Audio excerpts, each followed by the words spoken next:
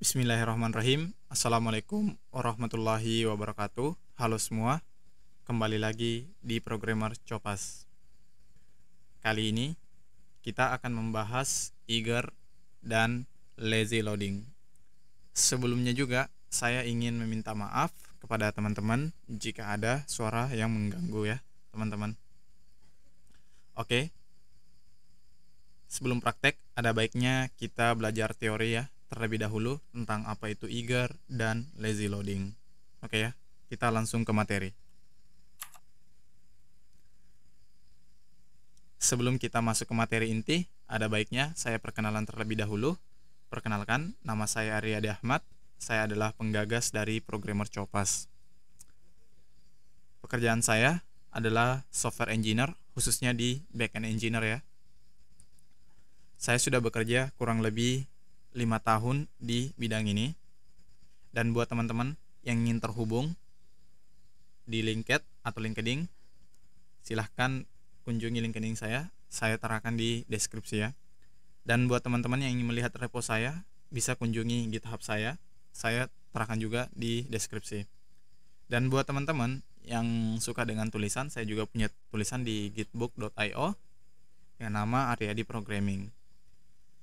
Dan buat teman-teman yang ingin mendukung saya secara material, bisa sekali dengan traktir saya di traktir.id/aryadiahmad.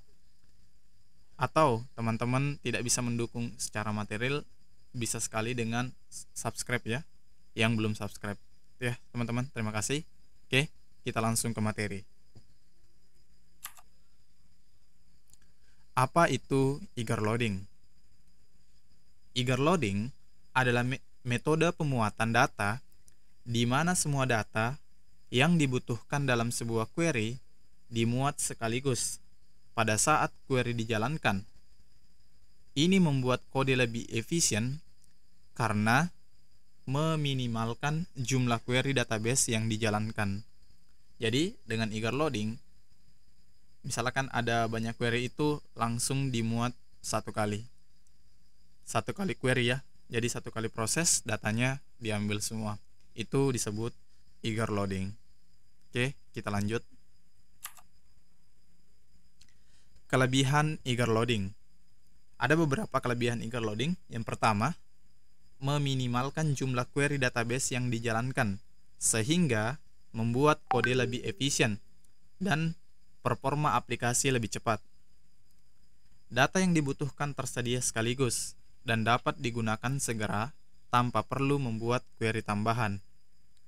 Dapat mempercepat proses pengambilan data dan mempermudah proses pengembangan aplikasi. Itu ya beberapa kelebihan ketika kita menggunakan eager loading. Lanjut. Jadi di balik kelebihan ada juga kekurangan ya teman-teman. Yang pertama itu apabila kita menggunakan eager loading, yaitu dapat menambah beban pada memori karena semua data dimuat sekaligus, sehingga dapat mengurangi performa aplikasi jika data sangat besar. Itu ya, pertama kekurangannya. Kedua adalah lebih sulit dalam mengatur dan mengelola data, karena semua data tersedia dalam sekali query. Jadi ada dua ya kekurangannya, menambah beban memori dan sulit mengatur data. Oke, lanjut. Kapan digunakan? Jadi, kapan kita menggunakan eager loading? Yang pertama, digunakan ketika aplikasi membutuhkan semua data yang dibutuhkan pada saat yang sama. Jadi, jika semua aplikasinya atau datanya dibutuhkan oleh aplikasi pada waktu yang sama, maka sangat cocok menggunakan eager loading. Yang kedua, digunakan ketika data yang dibutuhkan tidak terlalu besar sehingga tidak membebani memori. Jadi, misalkan query itu memang kita butuh semua datanya, tapi jangan data yang terlalu besar. Itu ya, teman-teman. Yang ketiga, digunakan ketika proses pengambilan data membutuhkan waktu yang sangat cepat. Jadi, misalkan prosesnya butuh waktu yang cepat, maka ini sangat cocok ya, teman-teman. Itu ya. Kita lanjut. Ya, kita langsung ke praktek. Jadi kita ke Visual Studio Code. Oke ya teman-teman, kita sudah di Visual Studio Code. Sebelumnya saya ingin menerangkan beberapa hal kepada teman-teman. Di sini saya sudah punya beberapa hal yang sudah saya buat ya teman-teman. Yang pertama itu environment-nya sudah saya atur ya teman-teman, seperti biasa di video-video sebelumnya. Yang kedua, saya sudah punya model ya. Saya punya dua model yang saya buat. Yang pertama adalah mata pelajaran dan user. Saya akan memakai user ini ya. Dan di sini juga saya punya relasi seperti ini. Oke ya, ini belakangan ya. Yang kedua, saya sudah punya controller user ya. Jadi kita akan pakai controller user. Yang ketiga, saya punya resource ini ya, use eager, tampilan biasa aja seperti ini ya teman-teman. Itu ya, itu ya, saya punya tampilan seperti ini. Walaupun ini sebenarnya nggak terlalu perlu. Itu aja yang perlu saya sampaikan. Yang keempat yaitu di database ini saya sudah punya migration ya. Sini saya punya migration users biasa. Yang bedanya itu ada kelas ya. Saya tambahkan field kelas, dan mata pelajaran simple aja, name dan user ID. Seperti itu aja. Selanjutnya saya punya seeder. Itu yang kelima, saya punya seeder ya. Jadi di sini saya punya user namanya Aryadi yang kelasnya 1 dan Zulkifli kelasnya 1 gitu ya. Yang selanjutnya saya punya array multidimensi. Si user ID itu misalkan yang ini ya, si Aryadi ini dia punya bahasa Inggris, dia punya matematika juga, sedangkan si Zulkifli ini punya IPA, bahasa Inggris, dan IPS mata pelajarannya. Lalu saya migrate seperti ini ya teman-teman, seperti itu. Oke, sekarang saya akan migrate ya.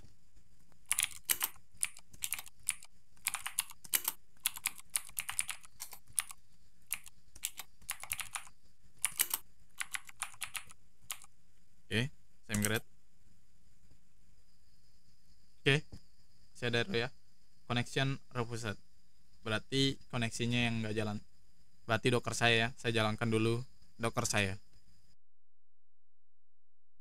Oke ya teman-teman, docker saya sudah saya jalankan. Saya ulang lagi.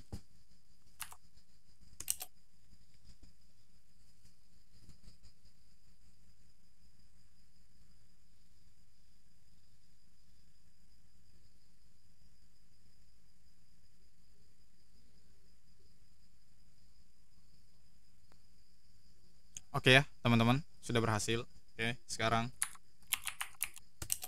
kita coba bagaimana cara melakukan eager loading. Mungkin teman-teman sudah pernah mencobanya ya, cuma kurang tahu namanya apa. Jadi saya akan perlihatkan bagaimana cara menggunakan eager loading.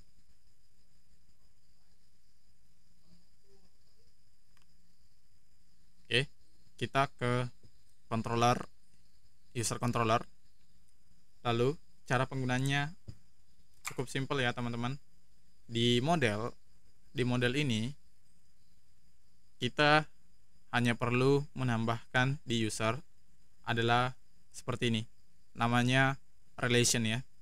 Jadi terserah teman-teman, bisa menggunakan hasmani, bisa menggunakan haswan, atau yang lainnya ya teman-teman. Jadi cara menggunakan eager loading adalah menambahkan seperti ini. Yang pertama adalah saya menggunakan hasmani karena dia relasi 1 ke banyak ya.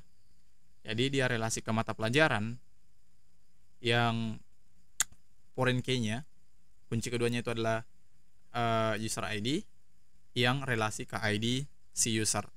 Gitu ya teman-teman, maksudnya dari ini. Mungkin teman-teman ada yang pernah menggunakan, ada yang belum, jadi kita coba ya teman-teman. Ya itu ya. Sekarang kita ke user controller. Sekarang bagaimana cara penggunaannya di controller. Yang pertama, teman-teman hanya perlu membuat seperti ini. panggil atau buat dulu variabel namanya data, lalu kita panggil model user yang menggunakannya user. Oke, panggilkan saya si user itu ya, lalu kita tambahkan yang namanya width ya, seperti ini.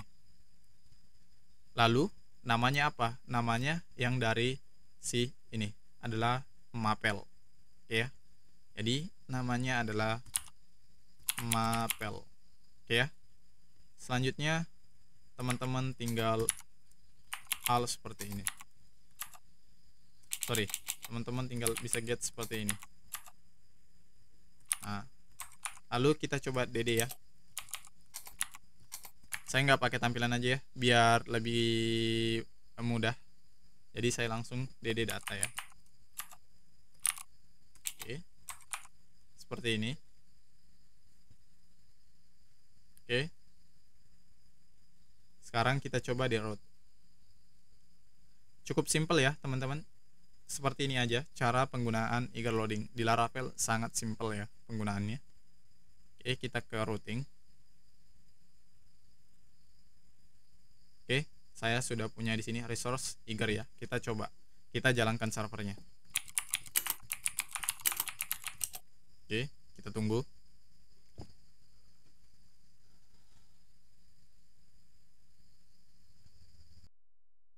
Oke ya teman-teman, servernya sudah jalan.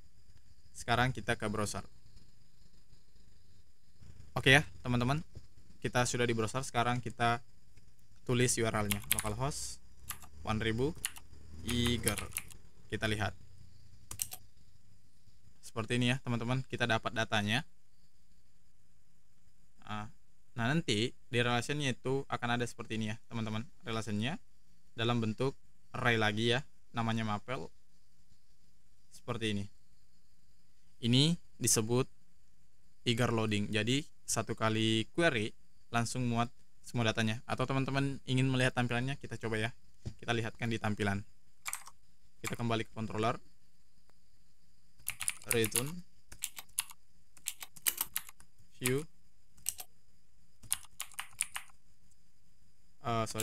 dia di eager dot index. Kita kirim compact data ya. Oke, walaupun tidak ditampilkan ya datanya, kita coba lagi.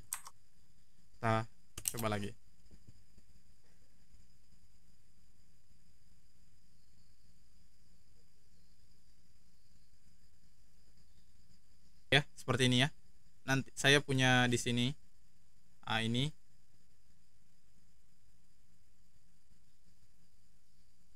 Saya perbesar dulu ini. Oke ya, ini ya teman-teman. Kalau mau lihat teman-teman bagaimana cara bekerjanya si eager loading itu, seperti ini ya. Mata pelajaran, user ID seperti ini. Nah, begitu ya cara kerja dari si eager loading ini. Oke, itu ya cara kerjanya, bagaimana si eager loading bekerja. Sekarang teman-teman bisa tahu ya, oh cara query bekerja dari eager loading seperti ini di belakangnya ya teman-teman. Ini ya, ini akan mempercepat website teman-teman. Lihat di sini 53 milisecond ya kecepatannya. Jadi total 56 milisecond. Itu ya. Ini akan sangat berpengaruh kalau teman-teman menggunakan banyak data. Ini sangat mempengaruhi ya teman-teman. Yang penting teman-teman tahu kapan penggunaannya. Oke ya teman-teman, semoga dimengerti dan sudah paham ya tentang cara penggunaan eager loading. Oke ya, ini akan mempercepat website teman-teman jika menggunakannya dengan tepat dan benar. Itu ya. Sekarang kita kembali ke materi. Oke, kita sudah di materi, kita lanjut. Apa itu lazy loading? Lazy loading adalah metode pemuatan data di mana data hanya dimuat saat dibutuhkan saja. Dalam hal ini, data yang tidak dibutuhkan saat ini tidak akan dimuat sehingga membuat kode lebih efisien dalam hal penggunaan memori. Namun, ini dapat meningkatkan jumlah query database yang dijalankan dan memperlambat performa aplikasi. Itu ya, teman-teman. Ada apa namanya? Bertolak belakangnya dari eager ke lazy ya. Yang pertama itu hanya menggunakan sedikit query, tapi yang kedua ini akan menggunakan banyak query. Semua punya kelebihan dan kekurangan. Sekarang kita lanjut. Apa kelebihan lazy loading? Kelebihan lazy loading. Yang pertama, dapat menghemat penggunaan memori karena hanya memuat data yang dibutuhkan saja, ya. Kedua, dapat mempercepat performa aplikasi jika data yang dibutuhkan sangat besar. Ini ya, kalau datanya sangat besar, sangat cocok menggunakan lazy loading. Yang ketiga, lebih mudah dalam mengelola data karena hanya memuat data yang dibutuhkan saja. Seperti itu ya kelebihannya. Itu ya, 3 ini. Kita lanjut. Oke. Kekurangan. Jadi kekurangan menggunakan lazy loading dapat menambah jumlah query database yang dijalankan sehingga dapat memperlambat performa aplikasi. Dapat memperlambat proses pengambilan data karena data harus dimuat secara berkala. Ya. Itu kekurangannya. Kita lanjut.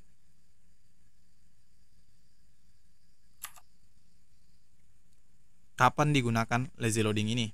Yang pertama, digunakan ketika data yang dibutuhkan sangat besar sehingga membebani memori jika dimuat sekaligus. Itu ya. Digunakan ketika jumlah query database tidak terlalu penting dan memprioritaskan efisiensi memori. Digunakan ketika proses pengambilan data membutuhkan kontrol yang lebih baik dalam hal memuat data. Itu ya. Jadi sangat bertolak belakang dari eager loading ya, teman-teman. Jadi saling melengkapi ya, eager dan lazy loading ini. Kita lanjut. Kita praktek bagaimana cara membuat lazy loading. Ya, teman-teman, kita coba. Oke, sekarang kita sudah di Visual Studio Code kita. Oke, bagaimana cara penggunaannya?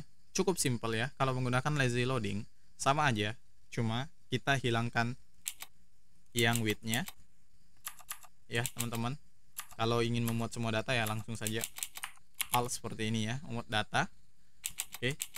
Misalkan si data ini kita ingin pakai di tampilan. Oke. Caranya cukup gampang.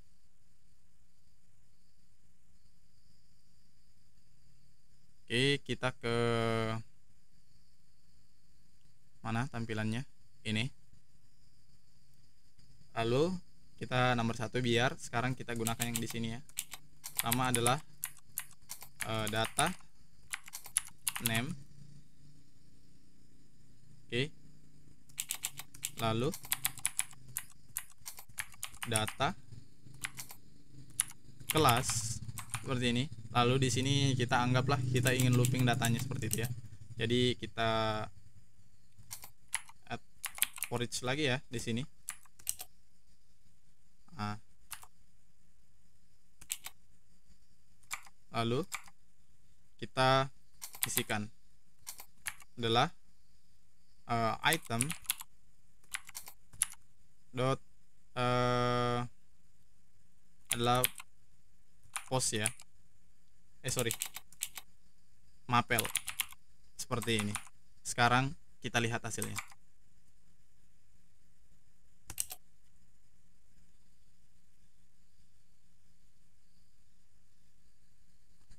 Property name, data name, kita lihat dulu. Dia mengirimkan data user.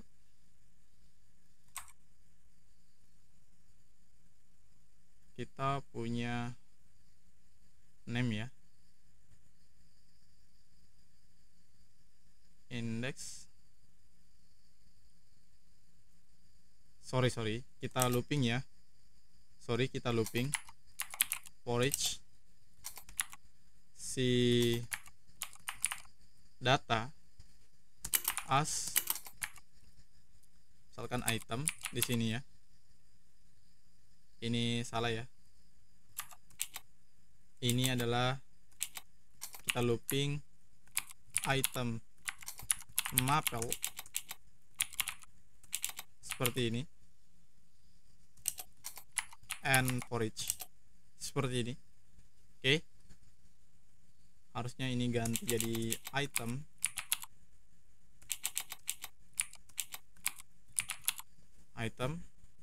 sekarang item mapel as misalkan mapel aja ya. mapel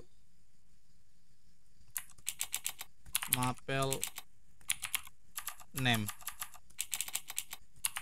Oke, kita coba ya.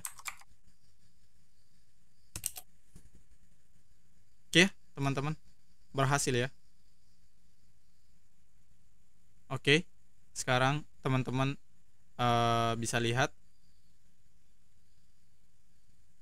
datanya, walaupun ini tidak tersusun dengan baik. Bentar, saya lihat dulu kenapa ini nggak tersusun dengan baik. Oh, oke. Salah ya sini.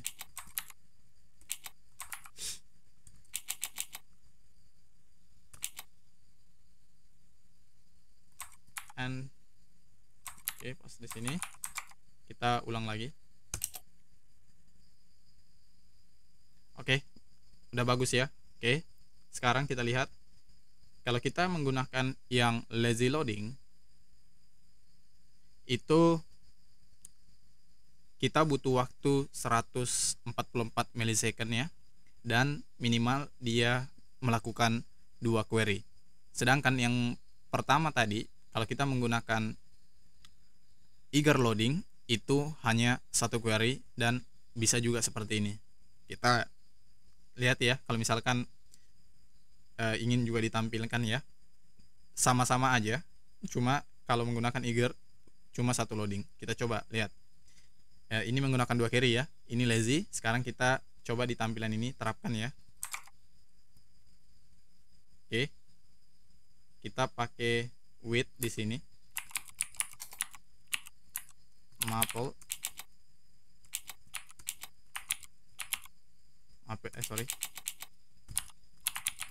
mapel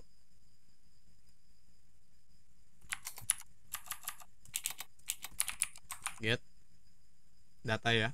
Sekarang di index seperti ini aja ya teman-teman. Sekarang kita coba enter.